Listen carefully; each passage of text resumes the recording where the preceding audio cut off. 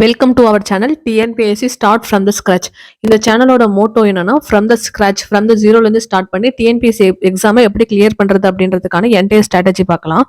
சிலபஸில் ஸ்டாட்டிக்காக உள்ள மெமரைஸ் பண்ணுற பார்ட்ஸை நம்ம ஈஸியாக மெமரைஸ் பண்ணுறதுக்கு டெய்லி 3 ஷார்ட்ஸ் அப்லோட் பண்ணுறோம். இந்த ஷார்ட்ஸ் மேக்ஸிமம் எதை பற்றி இருக்கும்னா இயர்ஸ் பற்றி இருக்கும். ஏன்னா லாஸ்ட்டாக கேட்ட குரூப் 1 எக்ஸாம் அண்ட் குரூப் 2 எக்ஸாமில் இயர்ஸ் பற்றி கொஸ்டினும் குரோனாலஜிக்கல் ஆர்டரில் கொஸ்டினும் இல்லை இயர் பேஸ் பண்ண கொஸ்டினும் நிறைய கேட்டிருக்காங்க. ஸோ ஒரு 20லேருந்து 25 question directly and indirectly year face பண்ண மாதிரி இருக்கு. ஸோ இதுலேருந்து நமக்கு என்ன தெரியுதுன்னா இயரை நம்ம கண்டிப்பாக மெமரைஸ் பண்ணி தான் ஆகணும். ஸோ இந்த மெமரைஸ் பண்ணுறது ஸ்கிப் பண்ணி நம்மளால எக்ஸாம் கிளியர் பண்ணுறது ரொம்ப கஷ்டம். ஸோ நம்ம எப்படி இதை ஈஸியாக மெமரைஸ் பண்ணலாம்னா ஒரே நாளில் உட்காந்து படித்தா கண்டிப்பாக மறந்துடும். ஸோ நம்ம டெய்லி 3 ஷார்ட்ஸ் அப்லோட் பண்ணுறோம். இந்த 3 ஷார்ட்ஸை அந்த டே ஃபுல்லாக மெமரைஸ் பண்ணிடுங்க. ஸோ அதுல இருந்து ஒரு 10 to 20 இயர்ஸை நீங்கள் ஈஸியாக ஒன் டேல படிச்சிடலாம். ஸோ இதை த்ரூ அவுட் த இயர் பண்ணும்போது இயர் பற்றினதுக்கான உங்களுக்கு எல்லா டவுட்டும் கிளாரிஃபை ஆகிடும். ஈஸியாக ரீகால் பண்ணிடுவீங்க. ஸோ எக்ஸாமில் எப்படி 4 ஆப்ஷன்ஸ் இருக்கும். அட்லீஸ்ட் உங்களுக்கு மெமரைஸ் பண்ணது ஞாபகம் இல்லைனாலும் எலிமினேட் பண்ணுறதுக்காவது யூஸ் ஆகும். ஸோ நீங்கள் நம்ம சேனலை சப்ஸ்கிரைப் பண்ணிட்டீங்கன்னா டெய்லி இந்த 3 ஷார்ட்ஸ் அப்லோட் ஆகிடும். ஸோ நம்ம இந்த வீடியோவில் இன்னைக்கு நம்ம என்ன பார்க்க போறோம்னா வேர் டு ஸ்டடி. அதாவது சிலபஸில் உள்ள each and every line school புக்ஸில் எங்கெல்லாம் கவர் ஆகுது இதுதான் வேர் டு ஸ்டடி. ஏன்னா முதல்ல படிக்க வந்தவங்களா இருக்கட்டும் இல்லை ரொம்ப நாள் நீங்கள் படிச்சா கூட உங்களுக்கு ஒரு கிளாரிட்டி இருக்காது. நீங்கள் எவ்வளோ தூரம் படிச்சிருக்கீங்க, சிலபஸ்க்கும் நீங்கள் படிக்கிறதுக்கும் என்ன சம்மந்தம் இருக்குது, இந்த கிளாரிட்டி இருந்தால் மட்டும்தான் இந்த எக்ஸாமை நீங்கள் ஈஸியாக அப்ரோச் பண்ண முடியும். ஃபார் எக்ஸாம்பிள் நம்ம ஸ்கூலில் படிக்கும்போது நமக்கு நல்ல கிளாரிட்டி இருந்திருக்கும். ஏன்னா என்னென்ன ஸ்கூல் புக்ஸில் எப்படி கொஸ்டின் கேட்பாங்க, எவ்வளோ படிச்சிருக்கோம். இப்போ ஃபிசிக்ஸா அதில் 2 லெசன் படிச்சிருக்கோம், 2 லெசன் படிக்கல, இவ்வளோதான் நம்ம கேப்பபிலிட்டி, நம்ம இன்னும் இவ்வளோ படிச்சா இவ்வளோ மார்க் வரும். ஸோ இந்த கிளாரிட்டி இருக்கிறதுனால நம்மளால எக்ஸாமை ஈஸியாக அட்ரஸ் பண்ண முடிஞ்சது. பட் டிஎன்பிஎஸ்சி எக்ஸாம் பொறுத்தவரையும் பெரும்பாலும் என்ன பண்றாங்கன்னா 6th புக்கை வாங்குறாங்க, படிச்சு முடிக்கிறாங்க என்டையரா. தென் 7th புக்கை வாங்குறாங்க, படிச்சு முடிக்கிறாங்க. இந்த ப்ராசஸை பண்ணிட்டே இருக்கும்போது நீங்க ஒரு நாள் 10th புக்கை படிக்கும்போது 6th என்ன படிச்சுங்கன்றது என்டையரா மறந்துடும். ஸோ நம்ம ரேண்டமாக மெமரிஸ் பண்ணுறத கம்ப்ளீட்டாக எலிமினேட் பண்ணிட்டு கிளியராக ஸ்ட்ராட்டஜிக்கலாக படிக்க போகிறோம். ஸோ சிலபஸில் உள்ள டேம் ஸ்கூல் புக்ஸில் எங்கெல்லாம் கவர் ஆகுது அப்படின்றத நான் என்டையராக சொல்லிடுவேன். இதை பேஸ் பண்ணி நீங்கள் படிக்க ஸ்டார்ட் பண்ணீங்கன்னா சிலபஸில் எவ்வளோ கம்ப்ளீட் பண்ணியிருக்கோம், எத்தனை பெர்சன்டேஜ் முடிச்சிருக்கோம், நமக்கு இன்னும் எவ்வளோ இருக்குது படிக்கிறது அப்படின்றதுக்கான ஒரு கிளாரிட்டி இருக்கும். ஸோ இந்த கிளாரிட்டியனால நீங்கள் வந்து ஒரு அனலைஸ்க்கு வருவீங்க. அதனால கிளியர் மைண்டோட எக்ஸாம் அப்ரோச் பண்ணுவீங்க. ஸோ ஒவ்வொரு டெஸ்ட் அட்டன் பண்ணும்போது கூட நீங்கள் ரிவிஷன் பண்ணுறதும் ஈஸியாக இருக்கும். ஃபார் எக்ஸாம்பிள் இன்னைக்கு நம்ம பார்க்க போகிறது ஜாகிரபியோட சிலபஸ். ஜாகிரபிலேயே ஒரு டாபிக் எடுத்துக்கோங்களேன், அமைவிடம் அப்படின்னு இருக்குன்னா இது ஸ்கூல் புக்ஸில் 6th கவர் ஆகுது, 7th கவர் ஆகுது, அப்போ 12th ஸ்டாண்டர்ட் 11th ஸ்டாண்டர்ட்லாம் கவர் ஆகுதுன்னா இது எக்ஸாக்டாக இது ஸ்கூல் புக்கில் எந்தெந்த லெசனில் கவர் ஆகுது அப்படின்றதுக்கான கிளியரான ஒரு சார்ட் நம்ம கொடுத்துருவோம். ஸோ நீங்கள் இந்த சார்ட் வச்சு கரெக்டா வந்து இந்த சிலபஸ்ல இந்த வேர்டா இது இத்தனை ஸ்கூல் புக்ஸ்ல கவர் ஆகுது. ஸோ நம்ம இந்த எல்லா ஸ்கூல் புக்ஸையும் படிக்கிறீங்க. நல்லா நோட் பண்ணிக்கோங்க. நீங்க 6th புக்கு என்டையரா படிக்க போறது இல்ல. 6th புக்ல இந்த சிலபஸ் எங்க இருக்கு அதை மட்டும் படிக்கிறீங்க. தென் 7th புக் படிக்கிறீங்க, தென் 11th படிக்கிறீங்க. தென் நீங்க அந்த சாப்டர் எல்லாத்தையும் படிச்சதுக்கு அப்புறம் சிலபஸ் எடுக்கிறீங்க. அமைவிடம் அப்படின்ற சாப்டர் நீங்க முடிச்சிட்டீங்க அப்படின்னு சொல்லிட்டு கிராஸ் பண்ணிட்டுங்க. ஸோ உங்களுக்கு ஒரு சாட்டிஸ்ஃபேக்ஷன் இருக்கும், நான் இந்த சிலபஸ்ல இவ்வளவு தூரம் முடிச்சிருக்கேன் அப்படின்றத. ஸோ நமக்கு இந்த வீடியோல இன்னைக்கு நம்ம என்ன பார்க்க போறோம்னா ஜாகிரபியோட வேர் டு ஸ்டடி. அதாவது புவியியல நம்ம ஸ்கூல் புக்ஸ்ல எங்கெல்லாம் படிக்கலாம் அப்படிங்கிறதுக்கான ஒரு வேர் டு ஸ்டடி பார்க்கலாம். ஜென்ரலா வந்து குரூப் 1 பொறுத்தவரையும் 175 கொஸ்டின் வந்து பொது அறிவில இருந்து கேட்பாங்க. அதே மாதிரி குரூப் 2 பொறுத்தவரையும் 75 கொஸ்டின் வந்து பொது அறிவில கேட்பாங்க. குரூப் 4லயும் அதே மாதிரி தான் 75 கொஸ்டின் கேட்பாங்க. ஏன்னா குரூப் 1ல வந்து லாங்குவேஜ் பேப்பர் கிடையாது, குரூப் 2 அண்ட் குரூப் 4ல லாங்குவேஜ் பேப்பர் இருக்கு. ஸோ நம்ம இப்ப பார்க்க போற புவியியல் வந்து அலகு 2ல இருக்கு, இந்தியாவின் புவியியல் அப்படின்ற டேர்ம்ல. இதுல இருந்து குரூப் 1ல 10 கொஸ்டின்ஸ் வரும். அதுவே நீங்க குரூப் 2 இருக்கும்போது 5 கேள்வி வரும். ஓகேவா? ஃபர்ஸ்ட் இந்த அலகு 2ல இந்தியாவின் புவியியல் இருக்கு, அலகு 1 வந்து அறிவியல். ஸோ இப்போ நம்ம 2வது சாப்டர் அலகு 2 பார்க்குறோம், இந்தியாவின் புவியியல். இதுல இருந்து 10 கேள்வி வரும். இதுலனா குரூப் 1 எக்ஸாம்ல. இதுவே நீங்க குரூப் 2வோ இல்ல குரூப் 4ஓ படிக்கிறீங்கன்னா 5 கேள்வி வரும். இந்த புவியியல்ல விட்டுட்டு உங்களால எக்ஸாம் கிளியர் பண்ண முடியும்னு பார்த்தோம்னா ரொம்ப கஷ்டம். ஸோ புவியியல் நம்ம கண்டிப்பா படிச்சுதான் ஆகணும். இது வந்து அந்த அளவு டஃப் கிடையாது. 10 கொஸ்டின் இல்ல, ஒரு 8 கொஸ்டின் கிட்ட ஈஸியா புக்ல இருந்தா வருவாங்க. ஒரு 2 கொஸ்டின் தான் நீங்க எக்ஸ்ட்ரா எஃபோர்ட் போட்டு கரண்ட் அஃபேர்ஸ் படிக்கிற மாதிரி இருக்கும். ஸோ ஃபர்ஸ்ட் சிலபஸ் பார்த்துடலாம். அலகு 2 இந்தியாவின் புவியியல். அமைவிடம், இயற்கை அமைவுகள், பருவமழை, மழைப்பொழிவு, வானிலை மற்றும் காலநிலை, நீர் வளங்கள், இந்திய ஆறுகள், மண், கனிம வளங்கள் மற்றும் இயற்கை வளங்கள், காடு மற்றும் வன உயிரினங்கள், வேளாண்மை முறைகள், போக்குவரத்து, தகவல் தொடர்பு, சமூக புவியியல், மக்கள் தொகை அடர்த்தி மற்றும் பரவல், இனம் மொழி குழுக்கள் மற்றும் முக்கிய பழங்குடிகள், இயற்கை பேரிடர்கள், பேரிடர் மேலாண்மை, சுற்றுச்சூழல் மாசுபடுதல் காரணங்களும் தடுப்பு முறைகளும், பருவநிலை மாற்றம், பசுமை ஆற்றல், புவியியல் அடையாளங்கள், நடப்பு நிகழ்வுகள். ஸோ இதான் புவியியல், இந்திய புவியியலோட சிலபஸ். ஸோ இந்த சிலபஸை வச்சு நம்ம வேர் டு ஸ்டடி, ஸ்கூல் புக்ல எங்கெல்லாம் படிக்கலாம் அப்படின்றத பார்க்கலாம். ஃபர்ஸ்ட் டாபிக் அமைவிடம், இயற்கை அமைவுகள். இது ஸ்கூல் புக்ல எங்கெல்லாம் கவர் ஆயிருக்குன்னா 6ஆம் வகுப்பு 1ஆம் பருவம் தொகுதி 1, அதுல அலகு 2 நிலப்பரப்பும் பெருங்கடலும். அப்புறம் 6ஆம் வகுப்புல 3ஆம் பருவம் தொகுதி 3, அதுல அலகு 1 ஆசியாவும் மற்றும் ஐரோப்பாவும், அலகு 2 புவி மாதிரி. 7ஆம் வகுப்பு தொகுதி 1, அலகு 2 நிலத்தோற்றங்கள்.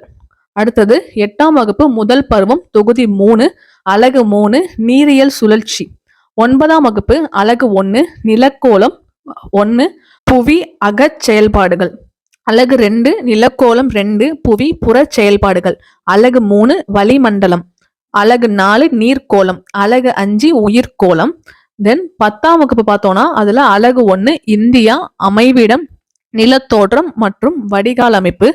மேல்நிலை 1ஆம் ஆண்டு அலகு 1 புவியியலின் அடிப்படைகள். மேல்நிலை 1ஆம் ஆண்டுன்னு வந்துச்சுன்னா 11th ஸ்டாண்டர்ட் புக்கு. ஸோ அதுல அலகு 1 புவியியல் அடிப்படைகள். அலகு 3 பாறை கோணம், உள் இயக்க செயல்முறைகள். அலகு 4 பாறை கோணம், வெளி இயக்க செயல்பாடுகள். அலகு 5 நீர்க்கோளம். அலகு 6 வளிமண்டலம். அலகு 7 உயிர்கோளம். ஸோ இந்த இதை பார்த்தோன்னே உங்களுக்கு புரிஞ்சிடும். நீங்க ஜென்ரலா 6th புக் எடுத்து படிக்கிறத விட அமைவிடம் மற்றும் இயற்கை அமைவுகள் இது எத்தனை புக்ல கவர் ஆகுதுப்பாங்க. 6thலயே 2 டேர்ம்ல கவர் ஆகுது, 7th கவர் ஆகுது, 8th கவர் ஆகுது, 9th கவர் ஆகுது, 10thலயும் கவர் ஆகுது, அப்புறம் 11th ஸ்டாண்டர்ட் புக்ல கவர் ஆகுது. ஸோ நீங்க என்டையரா படிச்சிட்டீங்கன்னா அந்த சாப்டர், அந்த டாபிக்கை நீங்க முடிச்சிருவீங்க. நீங்க ரிவிஷன் பண்றது ரொம்ப ஈஸியா இருக்கும். இதை பார்த்து நீங்க நோட்ஸ் எடுக்கிறதுமே ரொம்ப ஈஸியா இருக்கும். ஏன்னா நீங்க 6th 7th படிக்கிறது 11th ரிப்பீட் ஆயிடுச்சுன்னு நீங்க ஸ்கிப் பண்ணிடலாம். ஸோ நோட்ஸோட குவாலிட்டி நல்லா இருக்கும். நீங்க ரொம்ப கம்மி நோட்ஸ் எடுத்தா கூட அது எஃபெக்டிவா இருக்கும். ஸோ நெக்ஸ்ட் டாபிக் பருவமழை, மழைப்பொழிவு, வானிலை மற்றும் காலநிலை. 8ஆம் வகுப்புல தொகுதி 3, அலகு 2 வானிலையும் காலநிலையும்.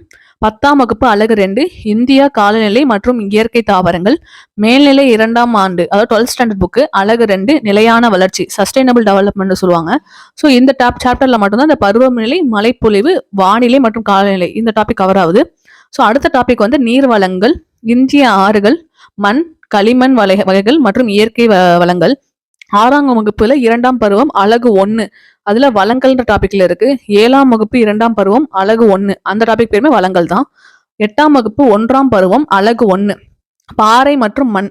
அப்புறம் 10ஆம் வகுப்பு அலகு 4 இந்திய வளங்கள் மற்றும் தொழிலங்கள். மேல்நிலை 2ஆம் வகுப்பு 12th ஸ்டாண்டர்ட்ல அலகு 3 வளங்கள். ஸோ இந்த டாபிக்ல எல்லாம் கவர் ஆகுது. அடுத்த டாபிக் என்னன்னா காடு மற்றும் வன உயிரினங்கள், வேளாண்மை முறைகள். இது ஸ்கூல் புக்ஸ்ல எங்க கவர் ஆகுதுன்னா 10ஆம் வகுப்பு அலகு 2 இயற்கை தாவரங்கள். ஸோ இந்த சாப்டர்ல ஃபுல்லா இந்த லெசன் நீங்க படிக்கணும் அவசியம் இல்லை. 2.4லும் 2.5 இந்த 2 டாபிக் சப் டாபிக் மட்டும் படிச்சா போதும். அப்புறம் மேல்நிலை 2ஆம் ஆண்டு 12th ஸ்டாண்டர்ட்ல அலகு 4 தொழில்கள், இந்த சாப்டர் மட்டும் படிங்க. அடுத்த டாபிக் போக்குவரத்து தகவல் தொடர்பு. இது 7ஆம் வகுப்புல 2ஆம் பருவத்துல அலகு 2 சுற்றுலால இருக்கு. அப்புறம் 9ஆம் வகுப்புல அலகு 4 நில வரைபட திறன்கள். இந்த இதுலயுமே நீங்க 9ஆம் வகுப்புல உள்ள 7th லெசன் ஃபுல்லா படிக்கணும் அவசியம் இல்லை. 7.2வும் 7.3 அந்த 2 சப் டாபிக்கும் படிச்சா போதும். அப்புறம் 10ஆம் வகுப்புல அலகு 5 இந்தியா, மக்கள் தொகை, போக்குவரத்து, தகவல் தொடர்பு மற்றும் வணிகம், அந்த லெசன் படிக்கணும். அப்புறம் மேல்நிலை 2ஆம் ஆண்டு 12th அலகு 6 புவி தகவலியல், இந்த லெசனை படிக்கணும். நெக்ஸ்ட் டாபிக் சமூக புவியியல், மக்கள் தொகை அடர்த்தி மற்றும் பரவல், இன மொழி குழுக்கள் மற்றும் முக்கிய பழங்குடியினர். இதெல்லாம் எங்க ஸ்கூல் புக்ல கவர் ஆகுதுன்னா 7ஆம் வகுப்புல 1ஆம் பருவம் அலகு 3ல மக்கள் தொகையும் குடியிருப்புகளும். அப்புறம் 8ஆம் வகுப்பு 2ஆம் பருவத்துல அலகு 1 இடப்பெயர்வு மற்றும் நகரமயமாக்கல். 9ஆம் வகுப்பு அலகு 6 மனிதனும் சுற்றுச்சூழலும். மேல்நிலை 2ஆம் ஆண்டு 12th ஸ்டாண்டர்ட் புக்ல அலகு 1 மக்கள் தொகை புவியியல். அலகு 5 கலாச்சாரம் மற்றும் அரசியல் புவியியல். அடுத்தது இயற்கை பேரிடர்கள், பேரிடர்கள் மேலாண்மை, சுற்றுச்சூழல் மாசுபடுதல், காரணங்களும் தடுப்பு முறைகளும், பருவநிலை மாற்றம், பசுமை ஆற்றல். இது ஸ்கூல் புக்ல எங்கெல்லாம் கவர் ஆகுதுன்னா 6ஆம் வகுப்பு 3ஆம் பருவம் அலகு 3 பேரழிவை புரிந்து கொள்ளுவது. 8ஆம் வகுப்பு 2ஆம் பருவம் அலகு 2 ஆபத்துகள். 9ஆம் வகுப்பு அலகு 2 பேரிடர் மேலாண்மை. 10ஆம் வகுப்பு அலகு 7 தமிழ்நாடு மானுட புவியியல். மேல்நிலை 1ஆம் ஆண்டு 11th ஸ்டாண்டர்ட் புக்கு அலகு 8 இயற்கை பேரிடர் மற்றும் பேரிடர் அபாய குறைப்பு விழிப்புணர்வு. மேல்நிலை 2ஆம் ஆண்டு 12th ஸ்டாண்டர்ட் புக்கு அலகு 8 மனிதனால் ஏற்படும் பேரிடர்கள், பேரிட அபாய குறைப்பு விழிப்புணர்வு. அடுத்த டாபிக் புவியியல் அடையாளங்கள், அப்புறம் நடப்பு நிகழ்வுகள். இந்த 2 டாபிக்குமே நம்ம ஸ்கூல் புக்ஸ்ல எங்கேயும் கவர் ஆகாது. இந்த புவியியல் அடையாளங்களுக்கு நம்மளோட ஃபியூச்சர் வீடியோ பாருங்க. நடப்பு நிகழ்வுகளும் நம்ம வீடியோ போடுவோம். ஸோ 2த்துக்குமே நம்மளோட ஃபியூச்சர்ல வர காணொலியை கண்டிப்பா பாருங்க. அதுல வந்து இந்த புவியியல் அடையாளங்கள்ல மொத்தம் எவ்வளோ இருக்கோ என்டையரா கவர் பண்ணி கொடுத்துருவோம். ஸோ இப்பவே நம்ம இதை கொடுத்துருக்கலாம். பட் இது எக்ஸாமுக்கு இன்னும் நமக்கு ரொம்ப டைம் இருக்கு. டிசம்பர்ல தான் குரூப் 4 வருது. குரூப் 1 எக்ஸாமும் இப்போ நமக்கு செப்டம்பர்ல தான் வருதுன்னா அதுக்குள்ள சம் அப்டேட்ஸ் இருக்கும், கரண்ட் அஃபேர்ஸ் சேஞ்சஸ் இருக்கும். ஸோ அதையும் இன்க்ளூட் பண்ணி வீடியோ கொடுக்கலாம்னு நம்ம கொஞ்சம் டிலே பண்ணியிருக்கோம். ஸோ இந்த மாதிரி ரொம்ப டைனமிக்கா மாறிக்கிட்டே இருக்கிற டாபிக்ஸ் மட்டும் நம்ம ஒரு எக்ஸாமுக்கு ஒரு 2 மந்த்ஸ்க்கு முன்னாடி எல்லா அப்டேட்ஸையும் பார்த்துட்டு ஃபைனலா நாங்க உங்களுக்கு அந்த வீடியோஸ் அப்லோட் பண்றோம். ஸோ இந்த மாதிரி வேர் டு ஸ்டடியை ஒவ்வொரு சிலபஸ்ல உள்ள வேர்ட் எடுத்து இது ஸ்கூல் புக்ஸ்ல எங்கெல்லாம் இருக்குன்றத பார்த்து ரிசர்ச் பண்ணி நம்மளோட டீம் வந்து ரொம்ப கஷ்டப்பட்டு இது ஒர்க் பண்ணியிருக்காங்க. சாலிடா எங்களுக்கு வந்து குரூப் 1 சிலபஸோட ஜென்ரல் ஸ்டடீஸை டீகோட் பண்ண 1 மந்த் ஆயிட்டு. ஏன்னா இது வந்து அவ்வளோ ஈஸி இல்லை. ஒவ்வொரு லெசன்லையுமே புக்ஸை ஃபுல்லாக படிச்சு அந்த இதுல இருந்து எங்கெல்லாம் கவர் ஆகுதுன்றத மைனூட்டா வந்து டீகோட் பண்ணி எடுத்திருக்காங்க. இந்த ஸ்ட்ராட்டஜி ஃபாலோ பண்ணி தான் எக்ஸாம் நிறைய பேர் கிளியரும் பண்ணியிருக்காங்க. இது வந்து ஒரு ப்ராப்பர் கிளியர் ஸ்ட்ராட்டஜி. ஸோ இதுக்கு எங்களுக்கு ஆல்மோஸ்ட் வந்து 1 மந்த் தேவைப்பட்டதுனால இந்த பிடிஎஃப் நாங்கள் சேல் பண்றதுக்கு ஒரு மினிமமா சார்ஜ் பண்றோம்.